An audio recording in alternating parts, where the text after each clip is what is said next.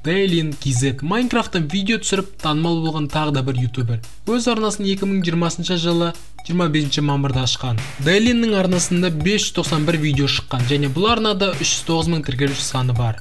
Ең танымал видео 1,1 миллион просмотр жинаған. Бұл арнаның активі өте жақсы, видеолар тез шығады. Жаңа видеолардағы просмотрлар жаман емес.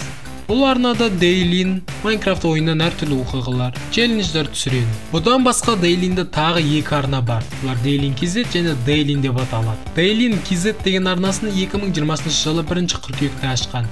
Және бұл каналда 321 видео шыққан. Ең танымал видео 9000 просмотр жинаған. Және бұл арнада 229 мың тіркелуші саны бар.